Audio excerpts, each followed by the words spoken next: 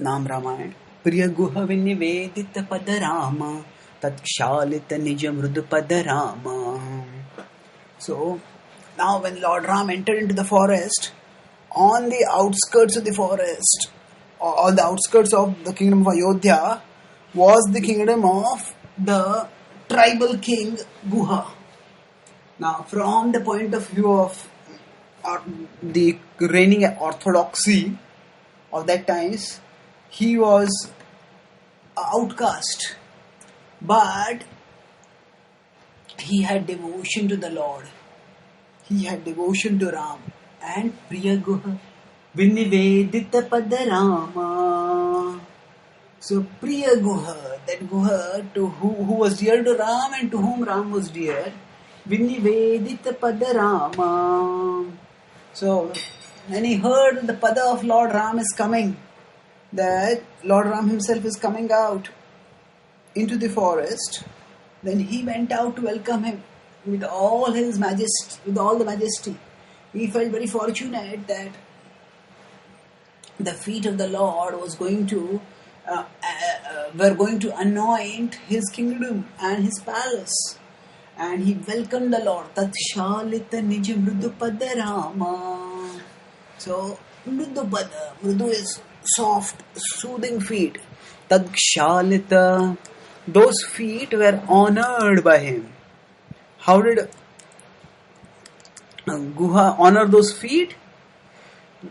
He washed them, he treasured them, and he served them. In fact, Guha, when he heard about the intrigues by which Ram had been exiled, he was distressed.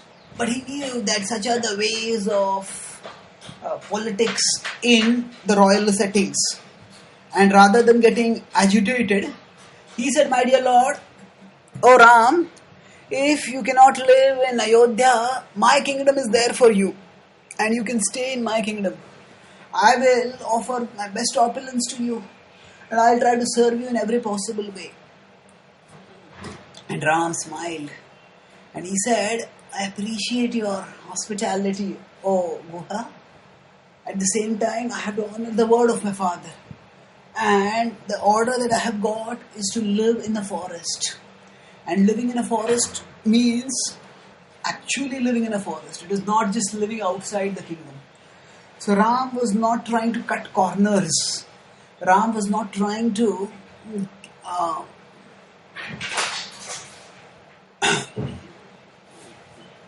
do the minimum possible thing and somehow try to evade the full impact of the sentence that he had got. So he was very strict with himself, and he said, "I've been sentenced to live in a forest, and I've been ordered to live in a forest, and that's where I will live. If I live in your kingdom, then I will not be honoring the word of my father. So I'm grateful to you for your hospitality, but I cannot accept it." And Guha heard this. He was amazed to see how honorable was the Raghuvamshi prince, was this young prince. He knew he was the Lord, but still, when he saw him acting in such an extraordinary way, such an honorable way, he was inspired, and he said, "But still, you have come to my kingdom, and please give me the opportunity to serve you. So if you cannot come in my house, I will arrange for you to stay within my kingdom in a shack, in a shed." And he agreed. And Lord, they arranged some hay and tried to make that as comfortable as possible.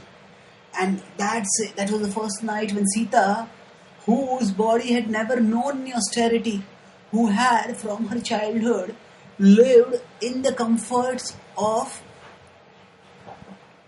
the kingdom, she had to sleep on not in a comfortable bed in the palace, but practically under the sky in a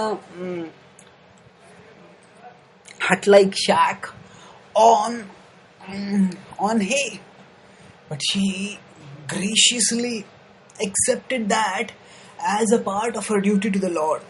And Guha's eyes were filled with tears, not only when he saw how Ram was duty bound to follow his father, but how Sita was duty bound to follow her husband.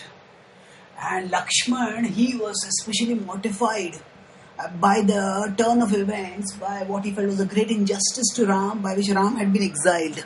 So he said, all night I will stay guard. And according to some later retellings of the Ramayana, there was a sweet exchange of suspicion between Guha and Lakshmana. So Lakshmana was thinking, maybe this Guha is an enemy and maybe he will try to harm Ram at night now that he has seen the reigning Rahu prince unprotected, without any army, relatively defenseless. He may try to attack, and he said, all night I will stay awake and I will guard. And Guha said, and on the other hand, Guha felt that the sentence was for Ram. Why has Lakshman come out with him? Does Lakshman have some designs in the kingdom? And when Ram is in the forest, will he be trying to finish off Ram? Is that why he has come? So they were both in love with Ram and they wanted the best for the Ram, and that's why they were suspicious of each other. But then as the night passed and both of them were staying awake in guard for enemies, they started talking. And as they started talking, then the intense love that both of them had for Ram, that became evident to each other. And then they became the best. Their relationship became sweet and intense. They were separated in suspicion for the sake of Ram, and then they were united in affection for the sake of Ram. So that's how actually Priya Guha Vinnivedita Padarama Takshalita Nija Mrudu Padarama. Actually, Ram's reciprocation with Guha demonstrates how the path of bhakti transcends conventional caste barriers. So sometimes some people say caste is by birth, and somebody who's a low birth is not eligible for doing religious activities. But what to speak of doing religious activity? Lord Ram demonstrated that Guha, despite being of a lower caste, was eligible to even host him directly. Although Lord Ram did not enter his house, but practically it was his house. It was a shed in his outskirts. So in that way, Lord Ram demonstrated that the path of bhakti is open for everyone. As yepi syu papayonaya, as Krishna says in Bhagavad Gita 9.33, that even those who are born in papayonaya, in the lower species, te piyanti param gatem, even they can attain the supreme destination. So the universality, the sweetness, the compassion of Lord Ram's pastimes, of Lord Ram's and his path and bhakti to him, are demonstrated in his reciprocation with Guha. And we too, no matter how conditioned we may be, no matter how obstinate our mind seems to be, no matter how many times we slip and fall, we should know that the doors of the Lord's heart never close to us. That those doors are only open, and if we just keep chanting the holy names, if we keep praying to Him, if we keep seeking His grace, then by that persistent effort, even the door of our heart will open. Even if it is locked, it will open. And the Lord will enter, and He will be enthroned there, and we as His living servants will live eternally and ecstatically with Him. Thank you.